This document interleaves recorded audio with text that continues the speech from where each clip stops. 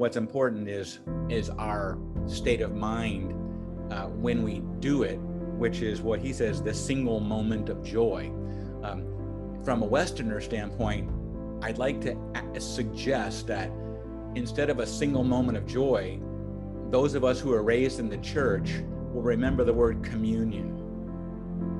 And I love that word. It's that we're communing with something greater than ourselves as an individual. Then there's a science fiction writer named Robert Silverberg, and he wrote a Hugo Award-winning book called Night Wings, and in there is a quote which I have in the blog post, and it says, talking about this particular religious experience, that this was not the merging of communion in which a person sinks anonymously into the divine, but rather a union of self and self, maintaining independence within a larger dependence, which was, I think, a pretty cool way of talking about Yui Butsu Yo Butsu in the true nature of reality.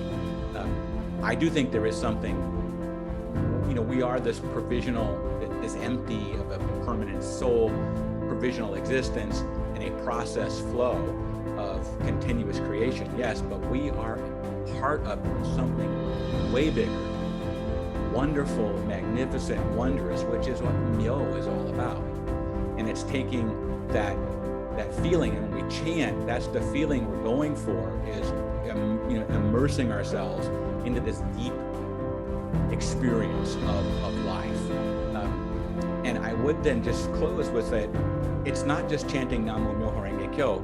You can be deeply, deeply engaged in something fulfilling and wholesome, whether it's art or music or movement or anything where you're completely 100% concentrated and in the flow state.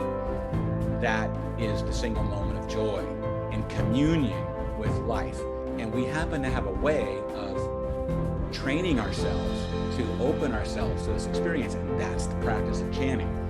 Ideally, we'll take that practice and bring it back into the rest of our lives so that we can feel this joyful state all the time. Now, that's why it's practice, because maybe I'm there maybe 1% of the time.